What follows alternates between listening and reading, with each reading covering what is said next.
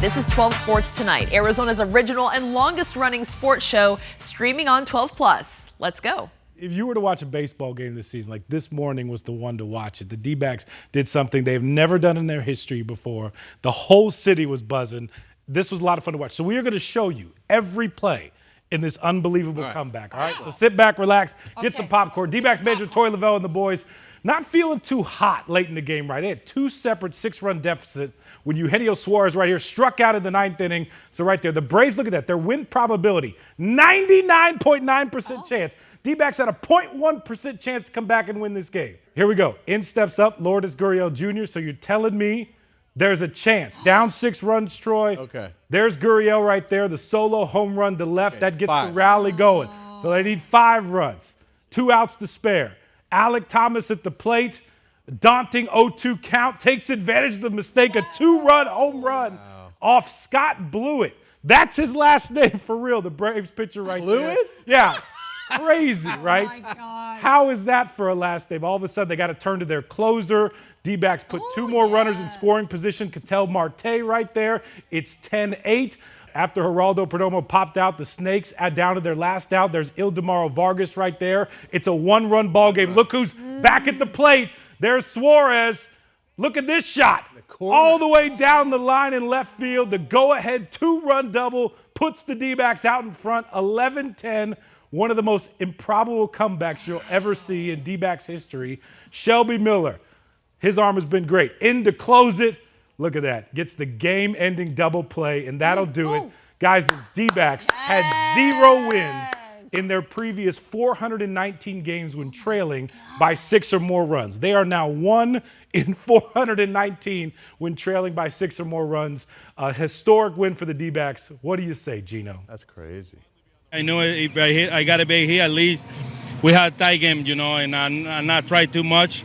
And thanks God hit that double down the line. The newsroom erupted. Early in the morning? Yes. Guys, listen, how cool is this? So the bottom line, the D-backs finally get a sweep. They sweep the Braves. How important is that? Remember this time last year, people were calling for Torey Lovullo's job. Fans were hovering over the panic button. And then all of a sudden, a week later, you get a new streak like this. You get 3 wins. You play some good baseball, some very timely hitting. And, like, guys, the big thing I took away from today, this D-backs team has obviously been up and down. There's been plenty of chaotic moments just like this. They've lost games like this. They've fallen apart. They've come back and won games like this. This team's not done fighting just yet. So last week, fans were ready to write them off. They're not done fighting just yet. This is how you can start a new streak. And all of a sudden, heading into June, they got plenty of momentum with the schedule kind of easing up. Just the lights are on. Yeah, I mean, this could be it. This could be what fires the whole thing up. Yeah, here we go. Yes. I mean, A win like this, guys, we always talk about in sports, like a win like this can change the season. Like this is the kind of win that can really change them moving forward. They got it back. And it's great that it happened with a sweep, too. Yeah, so exactly. Not only are you feeling good about a sweep, you're feeling great about how this game Listen, they lost back-to-back series against teams they should have beat. Way to beat the Braves. Now they can keep rolling. What changes need to come to the D-backs? I'm sure you saw all week. Some fans out there are calling for manager Torey Lovullo's job. Right. I'm more in the camp that guys need to play better, although I can understand the pressure mounting. Your thoughts? I think that the players need to play better and the managers need to make better decisions. Sure. And so A mixture. Yeah, and I think a change that we're going to see coming soon is one that the overall managerial system kind of just now fell into, and that's Ryan Nelson sticking in the rotation. Yeah. He has been yo-yoed and jockeyed between the bullpen and rotation dating back to last season. Sure. And he's proven himself that he is one of the best 5 pitchers on this roster, certainly capable of throwing 5-6 innings at a time. Yep. When you have a guy like that, you put him in the starting rotation. He's going to be back in the rotation, but it's not because, Torey Lovullo came to some, great conclusion. Sure, but that they're losing their best Yeah, but pitcher. Jake, I don't think that's all Torey Lovullo's decision there. You're paying Erod $80 million. Like I get it. It's easy for fans just to say, hey, put the best 5 in there. But at some point, you got to let guys kind of figure it out. When you're paying Erod that much money, you got to see how much you can go. I will say the leash has got to be shorter because since arriving here, he has not been very good and lived up to that contract by any means. When he comes back from this injury, I think it's a very short leash to kind of prove it that, hey, man, you can kind of be somewhat of a reliable starter moving forward in this rotation. I don't think manager Torey Lovullo, his job is on the line just yet. Listen, Torey's dug this team out of hard times before, and you're going to hear from Derek Hall in just a moment, but it's like players need to execute better. What what is happening on the field, Torrey's called it confusing and unacceptable baseball. I know for a fact he holds guys accountable behind the scenes, brings them into his office. They have coaches meetings, all the above. I just don't think right now guys are taking that very seriously and are being held in their own way accountable. And the last thing I'll say is it's a very slippery slope when you start rewarding guys based on how much they're making and not on production. We saw that last year with Jordan Montgomery. Yeah, it just does. At some point, it runs out. A bunch of talk about Lavelle's job status this week. His boss, CEO Derek Hall, told us the D-backs on deck, they're behind him. Playing well, whether we're not playing well, Torrey is Torrey, and I love that about him. He's a player's manager. They love playing for him. They play hard for him. He's already proven what a great manager he can be. He took us to the World Series, and he's our longest tenured manager, yet he's been through this, right? There have been years, it seems like every other year, people are calling for Torrey's head. That's normal. When a team's not meeting those expectations, you're going to look to the manager. We just need to do our jobs, and we need to do it for him, and the players need to as well. I know it's my job. It's my job, and it's my responsibility, so they have every right to be frustrated. And I just want to assure them that we're doing everything we can every single day to make this better. At the end of the day, we're a damn good baseball team, and we're going to turn this around, and when we do, we're going to have a really big celebration. Suns fans said, hey, you ought to get a new coach. Stop it. You oughta. Jordan Ott, the new head coach of your Phoenix Suns. Oh, boy. Cameron Cox, live Cam. from the newsroom. You like how punny that was, Cam? Troy, you got one more? You ought to have one more, Troy? Is that we're just going to stop there? I'm done. All right. Well, we appreciate the comedy, my friend.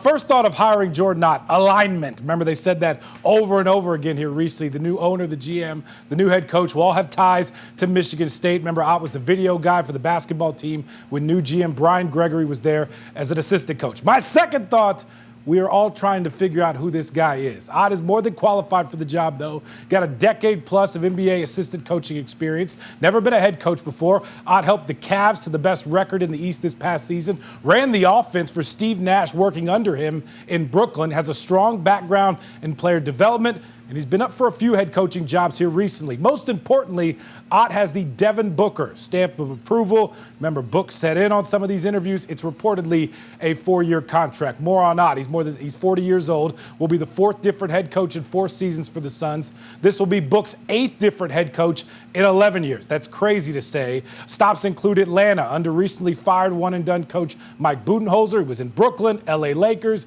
and of course Cleveland. Folks I talked to around the league describe him as organized and a great communicator. And of course, communication is something the Suns have been missing here recently. This search lasted more than a month and a half. They talked to at least 15 candidates, and now Jordan Ott is the guy. First order of business, help fix the most expensive failure in NBA history. Ought to be easy, right? Whew. The Suns, of course, missed the playoffs for the first time since 2021 with the highest payroll in the league. They got to figure out what to do with Kevin Durant and Bradley Beal. Both are not expected to be back next season. I think Suns fans are in some portion of the 5 stages of grief is honestly where it is. They're mourning the loss of what they feel like was a championship contender in 2021.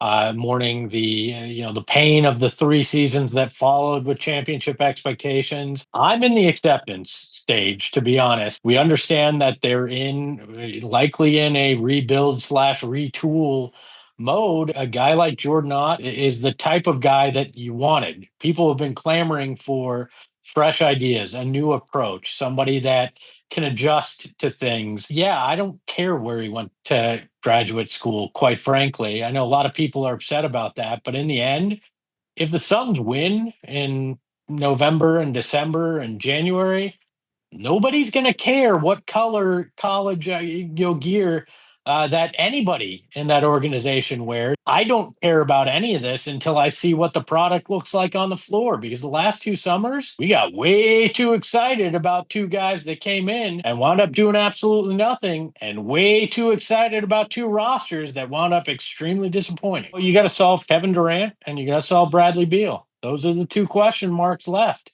What are you going to get? Because let's be honest, every report out there has essentially said it's happening. Kevin Durant is being traded. So what are you going to be able to get? Can you maximize that? Can you take advantage of the fact that a lot of the teams that have had interest in Kevin Durant reportedly did not perform well in the playoffs, or at least not to where they wanted to be? Can you take advantage of that? Can you get the kind of package you want? And then on the Bradley Beal side, is there a trade to be had, or are you simply just gonna eat a lot of money? Those are the two big questions right now. I'm at acceptance that, you know what, this is where they are, and I want to see basketball games before I make any judgment about Jordan Ott or what he's capable of doing, because I don't know otherwise. Matt Ishby also sent out a letter to members of the basketball operations staff today saying, quote, he's going to be more of a hands-on owner. I will be extremely active in the decisions and management of this organization on and off the floor. So a long letter. So this is just kind of parts of it here. I've tried running the typical NBA owner playbook, hiring the experts, signing the checks, getting out of the way, and none of us were happy with the outcome. End quote. So the owner, so what's he going to be up to? So the owner is going to be just more hands-on. All basketball decisions. My guess, he'll be around more, guys. That's kind of what it's going to mean moving forward, especially with the hiring of Jordan Ott. Listen, I get fans are hung up on the Michigan State thing. Bottom line, if this team wins, if they can figure out a way to retool this roster, kind of all is forgiven. They just got to get back to winning, plain and simple. Speaking of things that need fixing, is this it for Bobby Hurley at ASU? Hurley entering his 11th season in Tempe and the final year of his contract. This offseason, man, it tested him. Only 2 players on the roster from last season are back. And remember, it was a massive failure last year for ASU. So he hit the recruiting trail and the transfer portal hard. There's a bunch of new faces and well wishes to those leaving. Years ago, if a player left, and I've had this long relationship, it almost broke my heart. But now I just know this is the reality I'm in. My heart doesn't get broken anymore. Like, I'm used to it. Like, I expect there to be change every year. And now I'm just excited to get in the gym with new guys that we have coming in and seeing what they look like and seeing how that process will evolve. Hey, a new era for ASU women's basketball. New head coach Molly Miller has settled into her new job and kind of rebuilt this roster out there. Remember, she's coming over from GCU. We know Miller's teams. They're always known for that lockdown defense, right? Get this, she takes over a program that had the 7th worst defense in the entire country. That's out of 353 teams. Their motto now, take charge. She promises a fun basketball culture to watch. They're 100% bought in. I told them, I'm like, you can't just have this honeymoon stage for 1 week. We're going to have to sustain this. It's easy to have the juice week 1, but can you build this? Can you sustain it? Can you build habits where you love defense, you're bought into it? And this group has been phenomenal. They've been awesome to coach, but they're just like hanging on every word and their eyes are this big. And so that's all I want. Okay. Guys, she's like Kenny Dillingham 2.0. Yeah. It's like all the coaches there got a lot of energy. Even Bobby Hurley had some energy there too as well. The Oklahoma City Thunder against the Indiana Pacers. A couple of local kids helping OKC get there. Former ASU basketball star Lou Dort right there. And on the other end, that is former Perry High School star Jalen Williams. He's second on the team in scoring. Thursday is also the day Perry will rename a street outside the school after Williams. High school was a long time ago. Yeah, it's really cool. I definitely didn't expect it. I stayed at Perry all 4 years when I could have went prep or did something else. I had really good coaches, Coach Dwayne, Coach Fauché, Coach Hartwig. That kind of made me into the player that I am today, just as far as like understanding the game, how to approach the game, watching film. Like, they introduced me to a lot of that. So I'm always thankful for that. And then I made my best friends are ones that I met, 8th grade through now. So it's really like a full circle moment to kind of have something that's going to stay at school. Congrats to ASU's 4x400 meter relay team. They qualified for the NCAA championships next week in Eugene. They got one of the best times in the nation. These dudes can fly. The squad came so close to winning an indoor title, and now they can contend for an outdoor national championship. We have a young group out here. We have 2 freshmen, a sophomore, and a junior. And then myself, I'm the old head, but it just feels good to be back at the national championship, and I think we're going to shock a lot of people. Whatever it takes, man. If it takes having to tear my hamstrings, I'll do it for a team title or for that 4x4 title. It would mean everything. We were supposed to win it indoor. We fell short of it indoor, so just coming out here outdoor, making a statement, it's just something that everybody should be staying tuned for. I know all the guys fully believe that we're capable of running the fastest 4x4, so we're just going to go into these 2 weeks, training like it. I think our hard work is going to pay off. Arizona sports fans, we've gone through a lot, been through it all. So what would you make of a local fan going to 82 D-backs games, 8 Cardinal games, 13 ASU hockey, football, and basketball games, 43 Suns games, the Phoenix Open, and 1 Phoenix Rising game? Sounds crazy, right? Not at all. He's passionate, just like the rest of us, right? And he's passionate about what really drives our community. And tonight's Sunday Showcase, meet our Fan of the Week. You'll likely see him on social media, too, as well. Okay. Is that all you do is eat? Yeah. Actually. His government name is Nathan Kropp. People in the Valley know him as Mr. AZ Sports on social media, or as some call him in person, The Instagram guy. I usually get the food guy. Valley native and Arizona sports fan since '95, and he wears his teams on his sleeve. A sad little deactivated coyote because we're not around. Ishby will bring them back. D-backs, Cardinals, Suns. And his dog Book, named after Sun star Devin Booker. That's my team, what I love. A year ago, life changed, and despite a full-time job working at an insurance company, Nathan got the idea to attend 150 Arizona sports events in 365 days. It sounds crazier than it is in my opinion. And maybe that's me justifying it. Then his rise on social media really took off when he started bringing all kinds of food items to games at Chase Field. So when I Google outside food and drink D-backs rules, and it says you can walk in, you can bring whatever food you in, I'm like, there's no way. So I was like, I'm gonna sneak a rotisserie chicken into the game. They let me walk right into it. Then I brought a pizza, like a full pizza to the game. Went viral, brought sushi to the game. I was like, all right, this is gonna be my bit for the D-backs games, is I just bring crazy foods and just have dinner at the ballpark. Going to the games is fun, but getting to meet and know your Valley sports heroes is even better, which leads us to more food and one specific question. And what's your favorite restaurant in Arizona? Favorite restaurant in Arizona? Great question. I have an idea here about asking famous people what they like, where they like to eat, where they get it. Same thing with this. This is actually from Eddie from Etta, and this was actually Dre Jameson's spot. I didn't know about this spot till Dre told me about it. Things. I get the flat iron wagyu, or I get the chicken parm. It doesn't feel like my life's real half the time. Like the fact that Kenny Dillingham doesn't know my name, but he sees me. He's like, "What's up, everywhere, guy?" Because he sees me everywhere. And like a year ago, I didn't know anybody, and like the fact that like I see Kenny, he says hi and has a conversation with me, or like same thing like Mike Hazen or Tori, like they know who I am. It's just wild to me. All right, Mike, what's your favorite restaurant in Arizona? My favorite restaurant in Arizona is Hillstone. And what should I get? You should get the sushi. On Memorial Day, Mr. Arizona Sports completed his goal. Here's the list of all the games he went to over the past year. And to celebrate, a first pitch strike. Try to like bring love and bring representation to our state. So that's absolutely awesome. Like I'm doing things that like people, my boss in Florida saw one of my videos and he doesn't follow me. And I'm like, it's cool to see that the videos are reaching other places in the country. Well, the official Arizona Sports World Record is still pending. This is just the beginning. And then I think I'm gonna try to hit 1,000 in like 6 years. So you're stuck with me. I love it. I do too.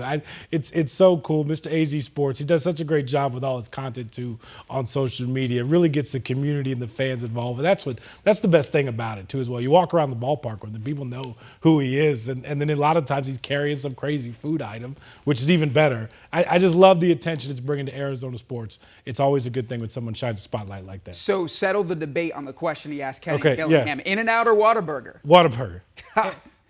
His Every Texas day. is showing. Every day. No, In-N-Out don't cut it. They are not even in the same league. Yeah. That's what I'll say. Ugh. And I disagree. Y'all ever do any trash talking back in the day or today? I could see him doing a lot more. 5 or 10 minutes ago. Missed set. Sure. For real. This is what you do, right? When you're one big family. You know, you jab each other Yeah. a little bit Oh, from time to time, right? Yeah. Yeah, all the time.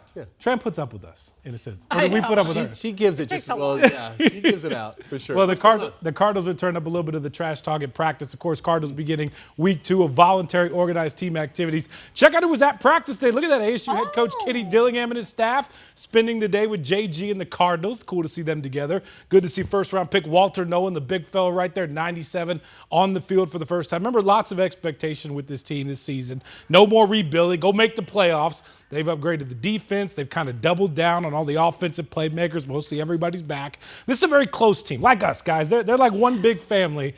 And with any family, there comes plenty and plenty of trash talk. I mean, I love the competition we have right now. Like, I'm just thinking about the past couple days. You know, certain guys making contested catches. Trey can't make a catch in practice without looking at me and talking to me. You know, I do talk a lot of smack to him every day in practice. I catch a ball, and he's the first person that hears it. You know, I'm like, come on, Nick, who's got me? You know, whatever it is. A bad one. Honestly, like, it's just, it doesn't come out smooth. You know, whatever he said, that's probably a little better than what he said, but, you know, we always have a good time, and we definitely do talk a lot of smack, so I really do enjoy competing against his crazy defense every day. Nick Rawls, the defensive coordinator there, kind of hating on Trey McBride's trash-talking skills, calling him a bad one. He's too friendly. Bad trash talk. When he gets on the field, he's just, I've seen him during games, slam the ball, get in a defender's face. Not going to do that to his teammates. But it's cool to see them turn up the competitiveness at practice, guys. Like, this team's working hard. Most of the veterans out there, remember, these are all voluntary. Next week at minicamp, those are mandatory, so everybody will be there. There's a few vets that aren't there this week, but it's good to see the Cardinals turn up kind of the trash talk and get ready for the season this time of the year. This team, I'll say this, guys, and being around this team a lot, like, this is one of the more closest Cardinals team I've seen in a long time. You'd be hard-pressed to find something newsworthy, noteworthy, out of the ordinary at this early morning practice at Highland High School. Coach Brock Farrell. Trying to get one more than you did last time. Leading traditional tackle football training just like he has for 2 decades. Tackle football kind of rules America. Like, it's America's passion. But it's the workout after the workout that's emblematic of a changing landscape. People are realizing flag is safer. Sometimes it's a lot more fun. Coach Renee Elizondo has 2 players pulling double duty.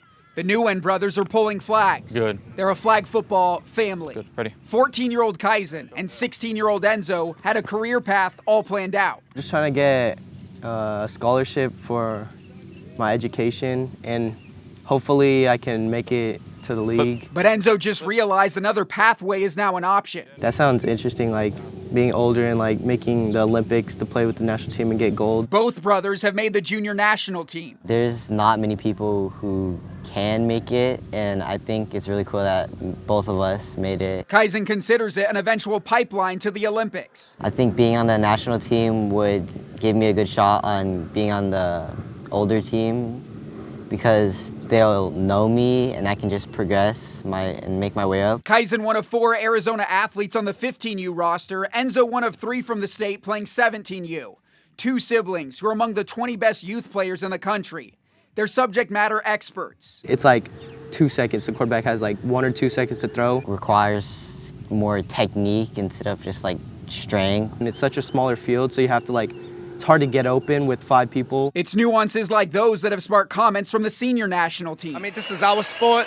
We feel like we are the pros, and whoever wants to come off a competition, we're looking forward to it. Quarterback Daryl Doucette says he gives Team USA the best chance at gold, not a newbie from the NFL. The Nguyen siblings feel somewhat similar. I'm not sure if they'll be better than the people who have been doing it for 5 years. But instead of planting their flag entirely in flag football, an understanding of the bigger picture. Since a lot of people watch the Olympics, it could probably grow flag football. Not that much people play American football in other countries, so I think you can spread the sport more. A generation that has an appreciation for both. Super Bowl or gold medal. Brothers who are poster boys for the changing tide. I feel like winning the gold medal for USA would be better. My name's Lena Washington. We'll see you back here next Sunday night at 10:30 for 12 Sports Tonight.